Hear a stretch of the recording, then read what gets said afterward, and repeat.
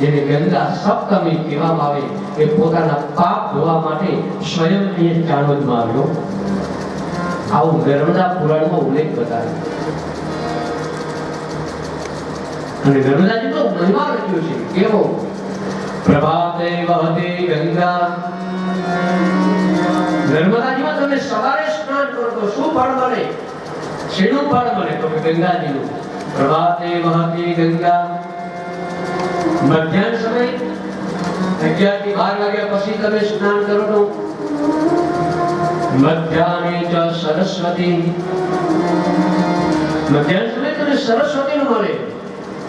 અપરાં સર્વતીર્થાની. સંધ્યા સમયે તમે જો સ્નાન કરો તો દરેક તીર્થોનું તમને સ્નાન મળે. નર્મદાજી રાત્રો વહતી નર્મદા. ઘણાને કદાચ આવતા એને કદાચ ખબર છે તમે કારતક સુદ 13, 14 અને દિવાળી આ 3 દિવસ સુધી તમે ચાણોદમાં જાઓ ને તો તમને પગ મૂકવાની જગ્યા ન હોય. દૂર દૂરથી લોકો સ્નાન કરવા માટે એ લોકો એ માં નર્મદાજીને એ ચુંદડી મનોરથ કરે, દીપનું દાન કરે. આવી માં નર્મદાજી નર્મદા સરિતા શ્રેષ્ઠા. શ્રેષ્ઠ નદીના કિનારે આપણે આવ્યા છીએ. એના તો ખાલી તમે દર્શન કરો ને, કદાચ તમે સ્નાન ન કરો.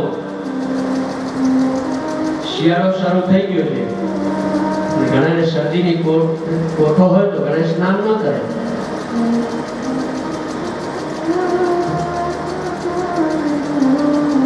મારે મિત્ર છે, એ મિત્ર ગમે ત્યાં જાય, મારી કથા હરિદ્વારમાં હોય, બીજે ત્રીજે ગમે ત્યાં તો એ વ્યક્તિ ક્યારે ગંગાજીમાં સ્નાન કરવા જાય જ નહીં. બોલો એ કે અહીંયા આમાં બાથરૂમમાં ગંગાજીનું જળ જ આવે છે ને. મારે શરદી નો અહીંયા કહી દે મારે ક્યાં પાપ વધ્યો છે. ઘણા એવું કદાચ સ્નાન ન થાય, કદાચ તમે આચમન પણ ન કરી શકો, પણ ખાલી માં નર્મદાજીના દર્શન કરો ને તો બધાય પાપમાંથી મુક્ત થઈ જાય. આપણા પિતૃને પણ સદગતિ પ્રાપ્ત કરવાની નથી હોય તો માં નર્મદાજી છે. ચાણોદમાં જશો તો અત્યારે એટલી બધી નારાયણ બલી, પંચબલી, આ બધી એ બધું શ્રાદ્ધ વિધિ બધું ક્યાં. જે લોકો હરિદ્વાર ન જઈ શકે, જે લોકો ગયાજી જઈ ન શકે, જે પ્રભાત ક્ષેત્રમાં ન જઈ શકે તો પોતાના પિતૃના અસ્થિ વિસર્જન કરવા માટે પણ એ નર્મદાજીમાં આવે છે. એવી માં નર્મદાજી અનન્ય કૃપા આપણા ઉપર પ્રાપ્ત થઈ છે. કઈક પિતૃની કૃપા છે. અને દવે પરિવારનો યથાર્થ પ્રયત્ન બે જ્યાંથી મળ્યા ત્યાંથી કે શાસ્ત્રીજી આપણે કથા સારી રીતે અમે જે પહેલી વખત મળ્યા ત્યારે એવું થયું કે આપણે હરિદ્વાર કથા કરવી છે. પણ એ બધી ચર્ચા આપણે હરિદ્વાર જઈશું. પણ એ ઘરે ગયા તરત શી ખબર શું વિચાર કે આપણે મોક્ષ આપવાની નદી તો માં નર્મદાજી છે ને.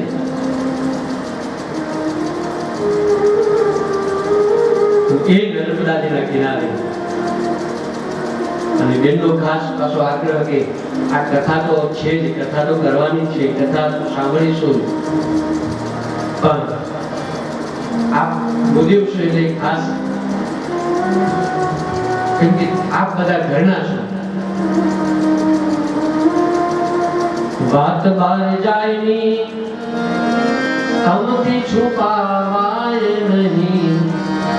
તમે રહ્યા ઘરના બીજા કોઈને કહેવાય. તમે રહ્યા ઘરના બીજા કોઈને કહેવાય.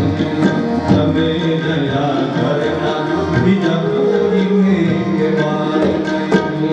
વાત બાર જાય નહીં તમથી છુપાવાય નહીં. તમે રહ્યા ઘરના બીજા કોઈને કહેવાય. તમે રહ્યા ઘરના બીજા કોઈને અને બાપ બ્રાહ્મણ પરિવાર છે, દવે પરિવાર, ખાસ મહત્વ શું હોય કે પાઠ ખૂબ મહત્વનો. આજકાલ મોટી મોટી કથાઓ ખૂબ થાય પણ પારાયણ ન થતું હોય. બેનનો ખાસ આગ્રહ કે પારાયણ થાય એ ખૂબ મહત્વનું, કારણ કે 18,000 શ્લોકોનું પારાયણ થાય. મારા પ્રિયેશભાઈ શાસ્ત્રી મારા સહપાઠી છે, મારા સંજયભાઈ શાસ્ત્રીજી છે, બંને સોલા ભાગવત વિદ્યાપીઠમાં અભ્યાસ કર્યો છે, MA BEd સુધી. સંપૂર્ણ શ્રીમદ ભાગવતજીના 18,000 શ્લોકોનું પારાયણ કરે. એ નવચંડી હોય તો એમાં ચંડી પાઠનું મહત્વ હોય. નવચંડી હોય તો 10 પાઠ કરવા પડે, સત્યની હોય તો 100 પાઠ કરવા પડે. અભિષેકાત્મક લઘુરુદ્ર હોય તો રુદ્રીનો પાઠ કરવો પડે. એ અહીંયા આ કથા તો ખરી, એ ગુજરાતીનો ભાષ પણ સંસ્કૃતમાં પ્રોપર એ પાઠ થાય, ખૂબ મહત્વનું છે. અને બેનનો ખાસ આગ્રહ કે શાસ્ત્રીજી એવા પંડિતો લાવજો, એવા તેથી સાપણ મારો એક જ આગ્રહ હોય. દાદાજી જોડે કૃષ્ણશંકર શાસ્ત્રીજી જોડે અમે ભાગવત ભણ્યા છીએ. દાદાજી એટલું જ કીધું કે બસ કર્મ કરવું, સારું કરવું. અને અમારા જોડે જે પંડિતો હોય આ બધા સાત્વિક ભણેલા પંડિતો હોય, જેને પાઠશાળાની અંદર 10 વર્ષ સુધી અભ્યાસ કર્યો હોય. કાક ચેષ્ટા ભગત ધ્યાનમ શ્વાન નિદ્રા તથૈવ ચ અલ્પાહારી ગૃહ ત્યાગી વિદ્યાર્થી પંચ લક્ષણમ. પાઠશાળામાં રહી અને આ રીતે જે ભણ્યા હોય, અભ્યાસ કર્યો. બાકી પંડિતો ઘણા બધા, ગુરુઓ ઘણા બધા મળે. આ તમારામાંથી તમને 2 જણને બેહાડી દો તો ચાલે, પણ નહીં, પ્રોપર પાઠ થવો જોઈએ. મારા સંગીતમાં લાલભાઈ છે, અરવિંદ નવીનભાઈ છે, રસિકભાઈ છે. આ સંગીત એટલા માટે કે તમને બહુ ઊંઘ ના આવે, આળસ ના આવે, થોડું થોડું સંગીત હોય ને જેથી તમે અહીંયા રહો. શું થાય, આયોજન કર્યું છે, આપણે બધા આવી તો ગયા છીએ પણ શરીરથી આવ્યા છીએ, પણ મનથી તમે અહીંયા રહો એટલે સંગીત જરૂરી છે. ઘડી ત્યાં ઓફિસે પહોંચી જઈએ, ઘરે પહોંચી જઈએ, હવે શું થાય, હવે સ્કૂલ શરૂ થઈ ગયું, છોકરાનું શું થતું હશે, આ ઘણા બેઠા છે. હમણાં ગામડેથી તાજો ઘી લઈને આવીશું, ફ્રીજમાં મૂકીને બહુ ચટ ન કરી જાય તો સારું. આ ઘણા સાસુને એવી ચિંતા હોય કે આ મૂકીને ગયા છે. આ બધું આ બધામાંથી આપણું મન બહાર ન જાય એટલા માટે સંગીત છે. અને આઈએ એ ગંગાની અંદર કદાચ હરિદ્વાર જવાય કે ન જવાય, પણ કથા ગંગાની અંદર આપણે સ્નાન કરવા માટે આવીએ છીએ. આ ગંગાની અંદર આપણે આ કથાની અંદર આપણે સ્નાન કરીશું, આ કથામાં આપણે આચમન કરીશું, આ કથાનું દર્શન કરીશું. કારણ કે ભગવાનના ગુણાનું વાદન કોઈ પૂર્ણ કરી શકતું નથી. કોઈ કથા હશે તો આપણે વિસ્તારથી સ્નાન વગેરે કરીશું, કોઈ કથાનું ખાલી આચમન કરીશું, કોઈ કથા હશે એનું ખાલી આપણે દર્શન કરીશું. તો આ કથામાં આવો ભાઈઓ, આવો બેનો, કથા ગંગા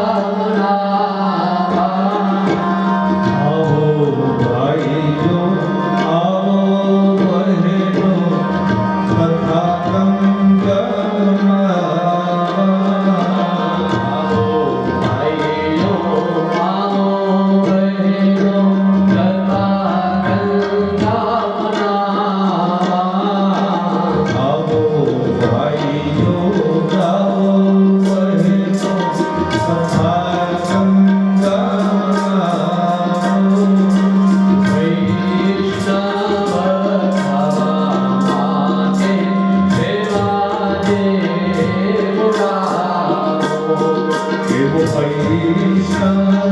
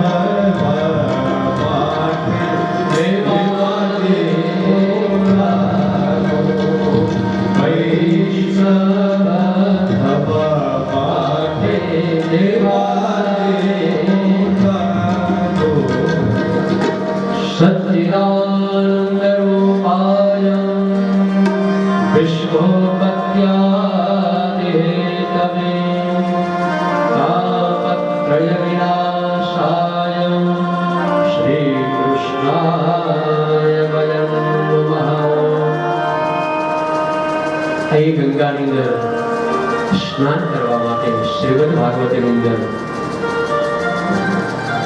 આમ તો 18 પુરાણો છે. 18 પુરાણોની અંદર મહત્વ વધારો હતો શ્રીમદ ભાગવત. બ્રહ્માંડ પુરાણ, વૈવત પુરાણ, નારાયણ પુરાણ, મત્સ્ય પુરાણ, શિવ પુરાણ, આ ઘણા બધા પુરાણોમાં આપણે વધારે ભાગવત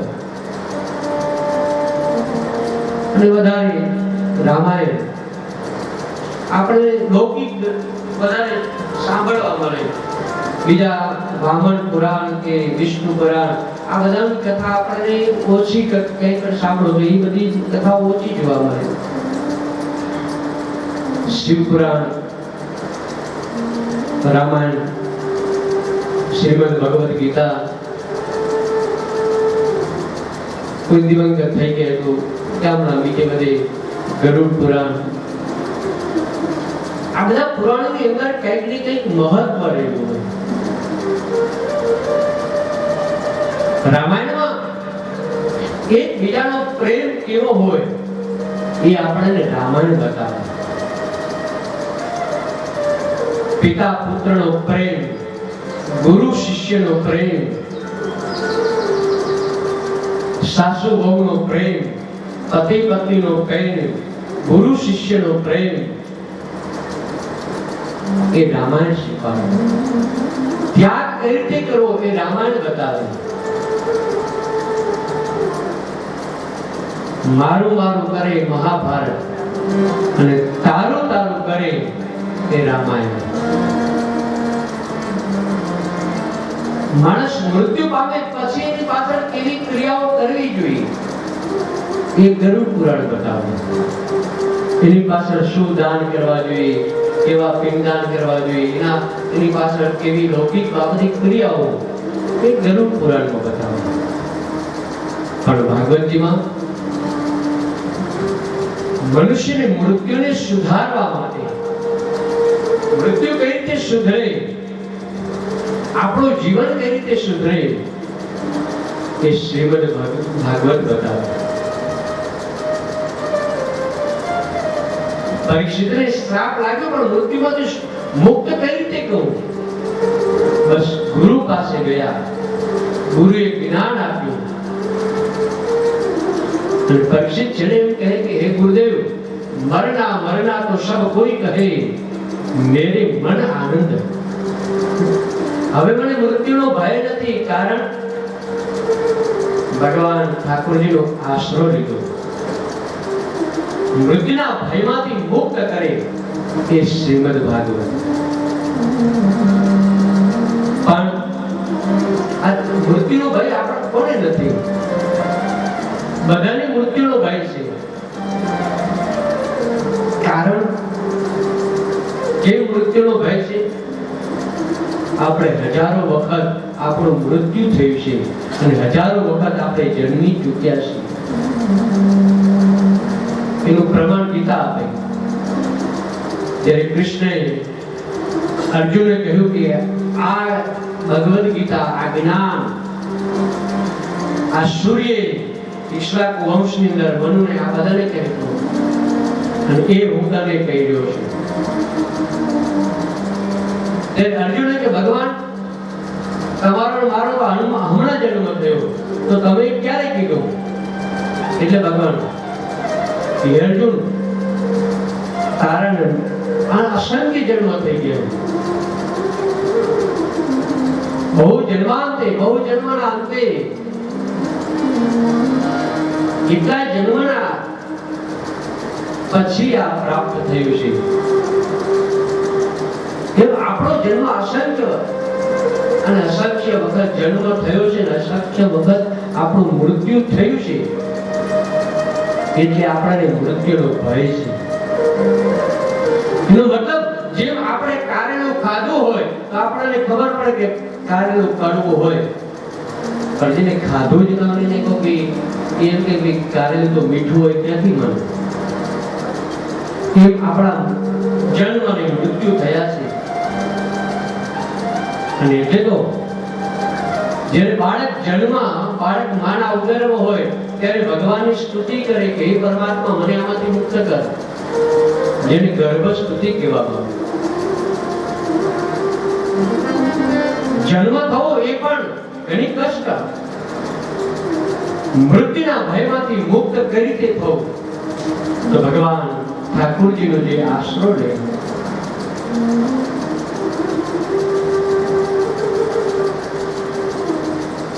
અને આપણે બધા મૃત્યુ થઈ ગયું પણ ગીતામાં કીધું છે જાતસ્ય હિ ધ્રુવો મૃત્યુ, જે જન્મ્યો છે એનું મૃત્યુ નિશ્ચિત છે ને છે. ગામડામાં દીકરો પરદેશ રહે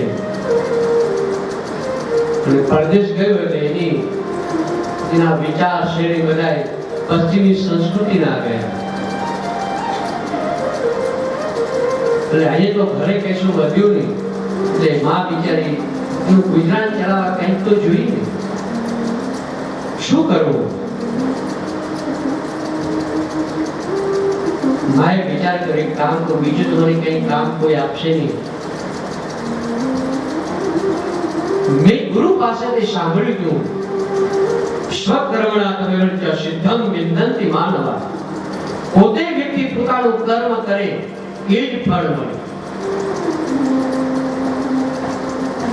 અને વિચાર કર્યો દરરોજ છાણ ભેગું કરું અને એના છાણા થાપો અને છાણા વેચું. નિત્ય કર્મ સર્વ છાણ લાવે, એ છાણ લાવે એના છાણા બનાવે ને વેચે ને ગુજરાન ચાલે. પણ કે જેમ જેમ પૈસા વધારે તેમ લાલચ વધતી જાય.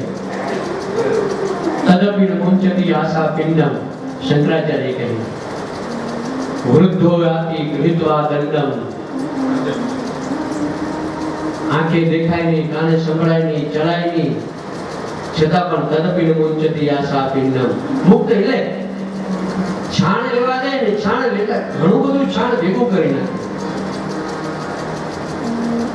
એક દિવસ બોલાઈ ગયું હે ભગવાન મૃત્યુ નથી આપતો, આમ નામ ક્યાં સુધી આ જીવન જીવવાનું? અને જ્યાં કીધું કે મૃત્યુ નથી આપ્યું ત્યાં મૃત્યુ દેવ આવીને ઉભા રહ્યા. બોલો બા શું કામ હતું? બાકી કોણ તું? તો કે હું મૃત્યુ. લે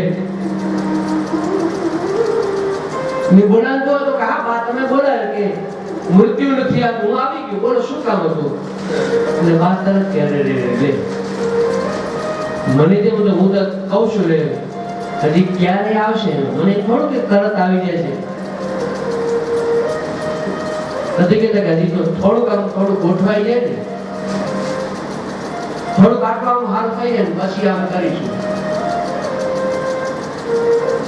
મૃત્યુજી બોલો શું કામ બા? તો એક કામ કર, તું આવ્યો છે ને આ છાણનો ટોપલો છે ને પણ માથે ઉકળાવીને જા. મૃત્યુ આવે તો મૃત્યુના ભયમાંથી માણસ કે હજી થોડું કામ કરેલું, થોડું છોકરાનું ગોઠવાય જાય, એને ત્યાં થોડો છોકરા જન્મે, થોડોક એને હિંચકાવી દઉં. માણસ એમને માણસ મુક્ત થઈ શકે. એની આશા ને કૃષ્ણમાંથી મુક્ત થતો નથી. થોડુંક આટલું ભેગું કરેલું, આટલું આમ કરેલું, આટલું આમ કરેલું, થોડુંક મેળવી છે, હજી મેળવી લો. અને એમાં માણસ ક્યારે પૂર્ણ થઈ જાય, કાળ કરતા ક્યારે કાળ આવી જાય ખબર નથી. શંકરાચાર્ય એમ કહે, કાળો જગત બક્ષત. કાળ ક્યારે ભક્ષણ કરી જાય ખબર નથી. પણ એના પહેલા જીવનને સાર્થક કરવા માટે શ્રીમદ ભાગવત કથા, મૃત્યુના ભયમાંથી મુક્ત કોણ કરે તો એ શ્રીમદ ભાગવત કથા. પણ એ પોતે પોતાના ગુણગાન થોડા કરે. વ્યક્તિ પોતે પોતાના હીરા મૂકશે ન બોલે લાખ હમારા મોલ. હીરો ક્યારે એમ ના કે લાખ હમારા મોલ છે. એ તો તમે ઝવેરી પાસે લઈ જાઓ અને ઝવેરી એમ કે આ કાચ નથી, આ તો હીરો છે. એમ ભાગવત પોતે સ્વયં એમ નથી કે મારો હું મોટો છું. ભાઈ તો બડો બડાઈ ના કરે, બડો બડાઈ ના કરે, બડો ના બોલે ગો. એ હીરો મુખથી ના કહે લાખ હમારો. હીરા મુખથી ના કહે લાખ હમારા. હીરો પોતે ક્યારે એવું ન કહે કે લાખ અમારા મોલ છે, પણ કોઈક બીજા કોઈક સાંભળે, કોઈક કહે કે આ રીતે આમ કરો. એમ શ્રીમદ ભાગવત બીજા પુરાણ એનું પ્રમાણ આપ્યું. અને ભગવાન ઠાકોરજીનું સ્વયં સ્વરૂપ છે. ભગવાન ઠાકોરજી કેવા છે તો પહેલો શ્લોક લખ્યો છે, સચ્ચિદાનંદ રૂપાય વિશ્વોત્પત્યાદિ હેતવે તાપત્રય વિનાશાય શ્રી કૃષ્ણાય વયં નમઃ. ભગવાન કેવા છે? સતચિત્ત અને આનંદ સ્વરૂપે. ભગવાન ઠાકોરજીને આનંદમય છે, સત્ય સ્વરૂપે છે. ઠાકોરજી ક્યારે નિરાશ, ક્યારે તમે ઠાકોરજી દ્વારકાધીશ તમે ક્યારે નિરાશ નહીં જોયો. એક ક્ષણ માટે અક્રૂરજી લેવાય અને ગોકુળ છોડી દીધું, પછી ક્યારે ગોકુળમાં ન ગયા. મથુરા છોડ્યું, સોનાની દ્વારકા બનાવી, પણ એ સોનાની દ્વારકા એક ક્ષણમાં છોડી દીધી. મોહ ન થયો. ભગવાન ઠાકોરજી આનંદ સ્વરૂપે. આપણે ક્યારેક તો આનંદમાં હોઈએ અને આપણે ક્યારે આનંદ આપણો પૂરો થઈ જાય એ ખબર નથી હોતું. આપણે આનંદમાં હોય ને, સરસ જમવાનું બનાવ્યું, સરસ જમતા હોય, આજ તો સરસ ભોજન છે, ગુલાબ જાંબુ છે, જલેબી છે, પાત્રા છે, આ છે, આમ બહુ આનંદમાં, ખૂબ આનંદમાં. અને અચાનક એવો ફોન આવી જાય તો પછી એ ભોજનમાં આપણો આનંદ રહે કરો? તો આપણો આનંદ, કારણ કે આપણામાં આનંદ છે, પણ આનંદ ક્યારે જતો રહે ખબર. ભગવાન ઠાકોરજી કેવા સ્વરૂપે? આનંદ સ્વરૂપે. તાપત્રય વિનાશાય. ભગવાન કેવા છે? ત્રણ પ્રકારના તાપને દૂર કરવા. સચ્ચિદાનંદ રૂપાય વિશ્વોત્પત્યાદિ. વિશ્વનું પાલન કરવાવાળા, સૃષ્ટિની ઉત્પત્તિ કરવાવાળા અને સંહાર કરવાવાળા ભગવાન નારાયણ છે. આખી સૃષ્ટિનું ઉત્પત્તિ કોણ કરે? ભગવાન નારાયણ કરે. પૃથ્વી તણો પિંડો કર્યો, ફેર જલાવતો ક્યાંથી હશે? આખી સૃષ્ટિ બનાવી. વિચાર તો કરો.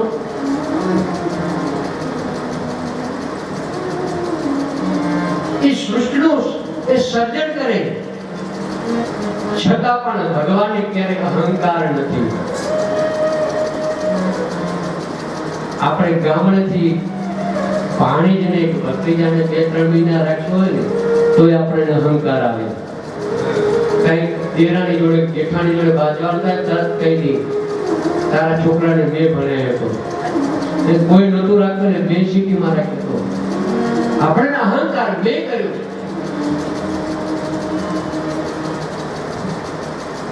ભગવાન ઠાકોરજી સૃષ્ટિનું સર્જન કરે છતાં પણ એમાં અહંકાર નથી, અને સૃષ્ટિનું પાલન કરે છતાં પણ એ અહંકાર નથી. સૃષ્ટિનો સંહાર કરે તો પણ અહંકાર નથી.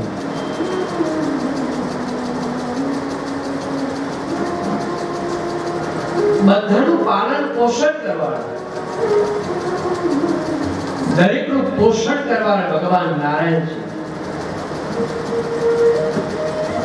ભગવાન નારાયણ આગળ કથા આવે. ભગવાન એક છે, એકમાંથી અનેક. આદિત્યાનામ વિષ્ણુ જ્યોતિષાનામ રવિ શુભમ. 12 આદિત્ય ભગવાન કે હું છું. આખી સૃષ્ટિ ભગવાન. મમે વાંશો જીવલોકે જીવભૂત સનાતન. ભગવાન નારાયણ દરેકનું પોષણ. આપણને બધાને ખબર છે કથા રાંદલમાં ભગવાન નારાયણે કહ્યું કે હું આખી સૃષ્ટિનું પાલન કરું છું. ઘરવાળી માં રાંદલમાં કે તમે થોડું કરવું પોષણ કરો, અને દેવી દરેકનું પોષણ કરવું હું. આ સૃષ્ટિનું પ્રભુ તમે થોડા કરી શકો. અને આમે કોઈ વ્યક્તિ ગમે એટલો મોટો થાય ને એનું 3 જગ્યાએ કઈ માન જ ન હોય. એક તો ઘરવાળી જોડે ગમે એવા મોટા બનો, કલેક્ટર બનો કે જજ બનો કે મોટા મિનિસ્ટર બનો, પણ ઘરવાળી જોડે તો માન હોય જ નહીં. અને પાછા એમાં કે આ તો હું હતી એટલે, આ હું છું એટલે ચાલે, બાકી બીજું કોઈ મળી તો ખબર પડે. આ તો હું છું, તમને હું જાણું. બીજા પાડોશી તમે ગમે એટલા કરોડ અબજોપતિ થઈ ગયા છે, એ તો અમે એમને જાણી. કઈ નતું એટલે આ જમીન વેચીને આ 2 નંબરનું કર્યું ને એટલે અમે. અને ત્રીજા પિતરાઈ ભાઈ હમણાં ચડી પહેરતો હતો, તો એને પેન્ટ શર્ટ પહેરવા જ નહીં.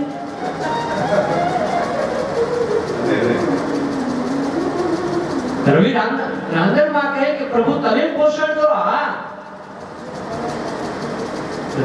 પતિની પરીક્ષા તો લે પતિની.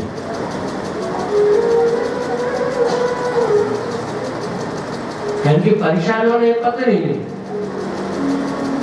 આ અત્યારથી વર્ષયુગ થી ચાલુ રહ્યું. રામાયણમાં કથા છે, રામ અને લક્ષ્મણ જ્યારે જઈ ગયા હતા વનની અંદર સીતાની શોધની અંદર, અને એ વખતે એક બાર બેટા જુગમાઈ શંભુ ગયે કુંભજ ઋષિ માહે. ભગવાન મહાદેવ સીતા એ માં સતી કુંભજ ઋષિના આશ્રમની અંદર કથા સાંભળી અને આવી રહ્યા હતા. એ વખતે ભગવાન મહાદેવજીએ રામ અને લક્ષ્મણને જ્યાં જોયા ત્યાં ભગવાન મહાદેવે ભગવાન નારાયણને યાદ કરી ભગવાન નારાયણને પગે લાગ્યા.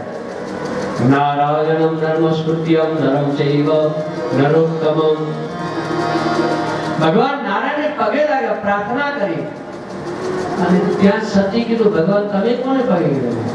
તો કે નારાયણ. અને પ્રભુ તમારાથી મોટું કોઈ છે જ નહીં. એ રામ જે પોતાના પત્નીના વિરહની અંદર આમથી આમ ફરી રહ્યા છે એ તમારા પ્રભુ? તો કે હાય મારા પ્રભુ છે, ભગવાન નારાયણ છે.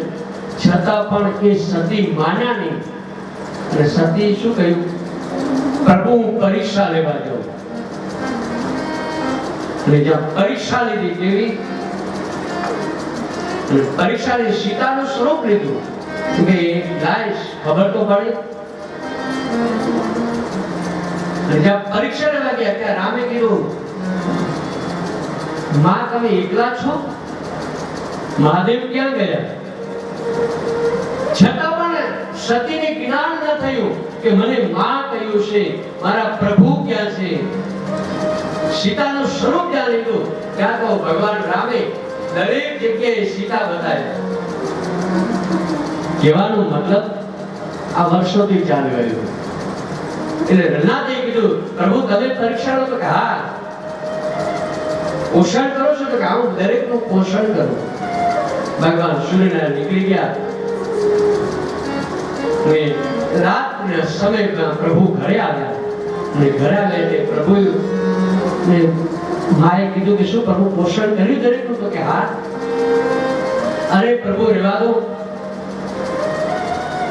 તમે દરેકનું પોષણ તમે ન કરી શકો.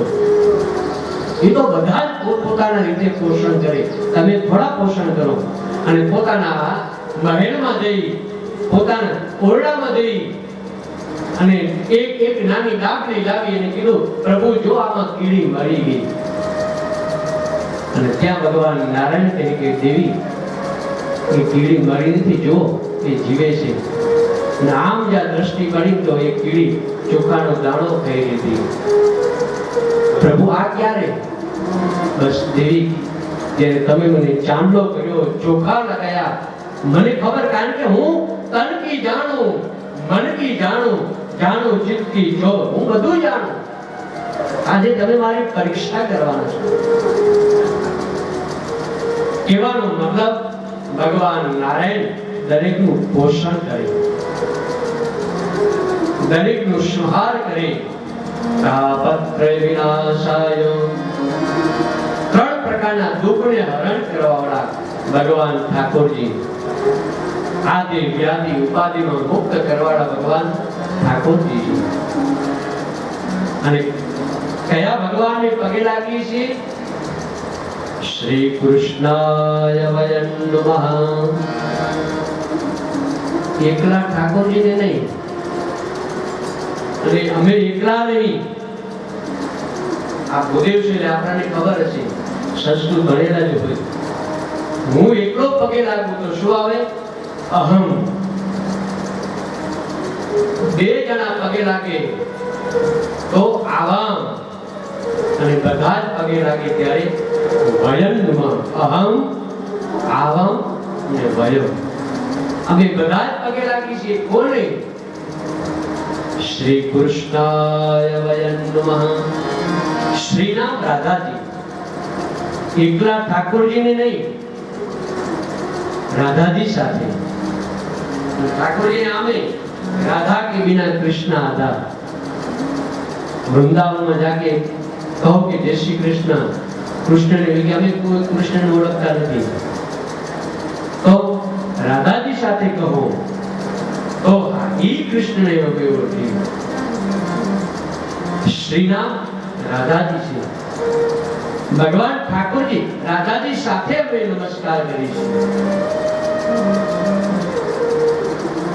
અરે એનું કે સરળ ભાષામાં તમને તમારા પતિદેવના એકલું નામ લખેલું હોય કે તમારે લગ્નમાં આવવાનું છે, અને પછી એક કંકોત્રી મળી છે, મારે જવાનું, તરત શું કહે ખબર? હું જઈ કરશું. ખોટે ખોટા ભાડા બગાડવા, ખોટે ત્યાંથી ખોટો સમય બગાડવાનો. પણ એમ લખ્યું કે શ્રીમાન ફલાણા ફલાણા ભાઈ પરિવાર સાથે પધારો, તો તરત જ કહેજો 2 મહિના પહેલા આ દિવસે રજા રાખવાની છે. એકલા માણસ તો પણ શ્રી કૃષ્ણ આવ્યો રાધાજી સાથે. ને જો રાધાજીને યાદ કરીને તો ઠાકોરજી તો દોડતા દોડતા આવે. રાધે રાધે રટો ચલે આરેંગે બિહારી. राधे राधे रटो चले आएंगे बिहारी. राधे राधे रटो चले आरेंगे बिहारी. राधे राधे रटो चले आएंगे बिहारी. आएंगे बिहारी श्याम आएंगे बिहारी. आएंगे बिहारी आएंगे बिहारी. राधे राधे ओ राधे राधे रटो चले आएंगे बिहारी. राधे राधे रटो चले आएंगे बिहारी. आएंगे बिहारी श्याम आएंगे बिहारी. आएंगे बिहारी श्याम आएंगे बिहारी. राधे राधे रटो चले आएंगे बिहारी. राधे राधे रटो चले आएंगे बिहारी. आएंगे बिहारी.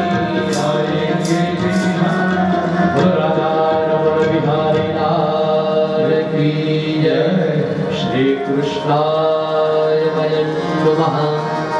એવા ભગવાન ઠાકોરજીનું. અને ઠાકોરજી પણ એમ કહે છે કે રાધા વગર હું અધૂરો છું. ભગવાન ઠાકોરજી એમ કહે કે રાધા છે તો હું. અને એનું પ્રમાણ આપવું ક્યાં? ભગવાન ઠાકોરજી ગોવર્ધન ધારણ કર્યો. અને ગોવર્ધન ધારણ કર્યો ને ત્યારે બધાએ કીધું કે કૃષ્ણ તમે ગોવર્ધન ધારણ કર્યો? ભક્તે પ્રશ્ન કર્યો કે પ્રભુ તમે ગોવર્ધન ધારણ કર્યો? ભગવાન તરત ના પાડ્યું, મેં નથી કર્યું. અરે પ્રભુ અમે જોયું છે કે તમે જ ગોવર્ધન ધારણ કર્યો.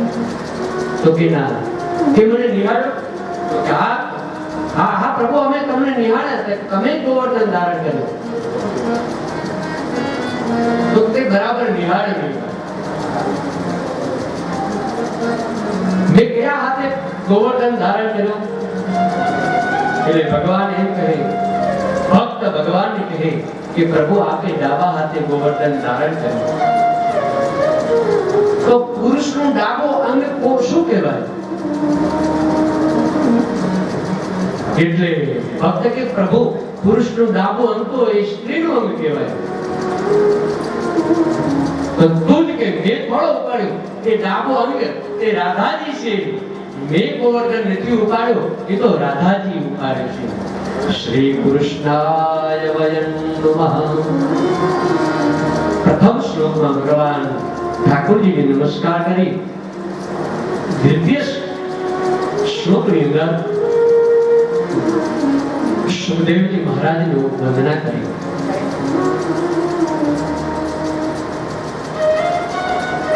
આપણો ટાઈમ કેટલા વાગ્યાનો ત્યાં રસોડા ને વગેરે કીધેલું છે?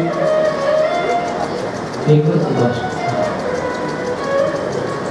કેમ કે સંસ્થાના અમુક પાછા નિયમો હોય, એ નિયમ પ્રમાણે પાલન કરવું પડે. યમ પ્રવદંતમનુપેતમુપેત કૃત્યમ દ્વૈપાયનો વિરગાતરહાજુભાવમ પુત્રેતિ જન્મયતયા તરવો વિનિંદો તમ સર્વભૂતહૃદયા મુનિમાનતોસ્મિ. દ્વિતીય શ્લોકની અંદર સુખદેવજી મહારાજની વંદન કર્યા.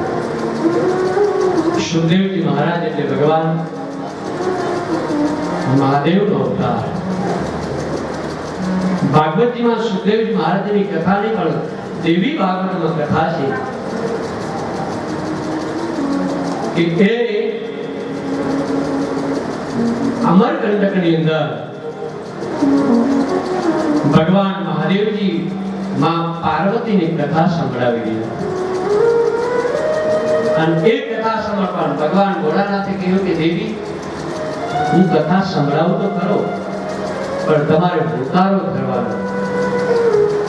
હકી ખબર પડે જેમ આપણે નાના બાળકને નાનો બાળક એમ કહે કે દાદા તમે મને કોઈ હાલરડું સંભળાવો, કોઈ વાર્તા કહો, કોઈ કહાની કહો. અને આપણે તારે શું કે બેટા હું કહાની તો કહું, વાર્તા તો સંભળાવો, પણ તારે હુંકારો ધરવાનો. પછી દાદા વાત કરી કે રાજા હતો, એક રાણી હતી. બાળક હા હા કરતો કરતો તો ઊંઘી જાય, અને ઊંઘી જાય પછી વાર્તા કરે ખરા દાદાજી એ બંધ કરી દે. એમ ભગવાન ભોળાનાથે કહ્યું કે હું કથા કહું, પણ દેવી તમારો હુંકારો ધરવાનો. અને ભગવાન મહાદેવજી ભગવાન ઠાકોરજીની કથા વર્ણન શરૂ કર્યું. અને એ જે કથાનું વર્ણન કરતા કરતા, કારણ કે કથા સાંભળવા બેસીને તરત ઊંઘ આવે, કે નિદ્રા દેવી તરત આવી જ જાય. આમ ઊંઘ ના આવે પણ કથામાં પહેલા આવે. અને તરત જ માં પાર્વતીની સમાધિ લાગી ગઈ. પણ એ સમાધિ જે લાગી એ ગુફાની અંદર એક પોપટ કે ભગવાન મહાદેવની કથા સાંભળી હુંકારો થઈ ગયો. અને આમ જ્યાં ભગવાન મહાદેવની નજર પાર્વતી ઉપર ગઈ, અરે દેવી તો સુઈ કે ઊંઘી ગયા, તો હુંકારો કોણ ધરતું હતું? અને કારણ કે ગુફાની અંદર બીજા કોઈનો પ્રવેશ ન હતો. ભગવાન મહાદેવજી ત્રિશૂળ લીધું, કોણ છે બીજું? અને એ પોપટ ખૂબ કથા દેવી ભાગવતમાં છે. વેદ વ્યાસના ધર્મપત્ની અરુણ દેવી ના મુખની અંદર એ પ્રવેશ કર્યો. એક એવી કથા છે. બીજી કેવી કથા છે? ભગવાન મહાદેવ જ્યારે નીકળ્યા ત્યારે ભગવાનનું જે તેજ એ અરુણના મુખમાં પડ્યું અને માને ગર્ભ રહ્યો. અને સુખદેવજી મહારાજ જ્યારે ગર્ભમાં હતા, કહેવાય કે 16 વર્ષ સુધી ગર્ભમાં રહ્યા. માએ પ્રાર્થના કરી, પિતાએ પ્રાર્થના કરી કે હવે તો બહાર આવો. તો કે મને માયાનો ભય છે, મને માયા સ્પર્શ ન કરી જાય. ત્યારે ભગવાન કહ્યું કે તમને માયા સ્પર્શ નહીં કરે. અને જ્યાં સુખદેવજી મહારાજનો જન્મ થયો તરત જ દોડવા લાગ્યો. એમની પાછળ વેદવ્યાસજી, હે પુત્ર ઉભારો ઉભારો. યમ પ્રવજંતમનુપેતમુપેતકૃતિયં દ્વૈપાયનો વિરહકાતરાજભાવા પુત્રે તન્મયતયા તરવો વિનિંદો. હે દીકરા, હે પુત્ર ઉભો રે. પણ પુત્ર ઉભો ન રહ્યો. પણ જે જાડવા હતા ને એ જાડવાએ જવાબ આપ્યો, આ તમારા પુત્રે સામાન્ય પુત્ર નથી તો સંત છે. અને એ સંત પરોપકારી છે. અને એ કારણ કે વેદ વ્યાસજી દેવી ભાગવતની વિશેષ કથા છે. જ્યારે વેદ વ્યાસજી પુત્રની પાછળ દોડ્યા ત્યારે સરોવરની અંદર સ્ત્રીઓ સ્નાન કરી રહી હતી. એ વખતે સ્ત્રીઓએ કપડા પહેરી લીધા. પણ સુખદેવજી જ્યારે નીકળ્યા હતા ત્યારે સ્ત્રીઓએ કોઈ કપડા ન પહેર્યા. કારણ કે સુખદેવજીની અંદર કોઈ મોહ માયા હતી જ નથી. કોણ સ્ત્રી છે, કોણ પુરુષ છે, કારણ કે માયા એને સ્પર્શ કરી શકતી જ નથી. ભગવાનની માયા પણ સ્પર્શ નથી કરી. એટલે ગીતામાં અર્જુનને ભગવાને કહ્યું કે હે અર્જુન, મમ માયા દૃઢ ગયા. અર્જુન જેને પૂછે કે ભગવાન આ માણસ જન્મે છે તો પછી નથી કરવું છતાં પણ એ પાપ કર્મની અંદર અને માણસ બધું આ બધામાં પ્રેરિત થાય છે, કઈ રીતે? તેમ કે રજોગુણ, તમોગુણ, સાત્વિક ગુણ અને આ બધામાં માણસ આસક્ત બની અને માયામાં માણસ ઢંકાઈ જાય. અને માયામાં માણસ આસક્ત બને એટલે માણસ મુક્ત થઈ શકતો નથી. પણ સુખદેવજી મહારાજ નીકળ્યા એટલે માયાની સ્પર્શ એને કોઈ ભાવ જ નથી. એવા સુખદેવજી મહારાજે વંદન કરી. યમ પ્રવજંતમનુપેતમુપેતકૃતિયં દૈતા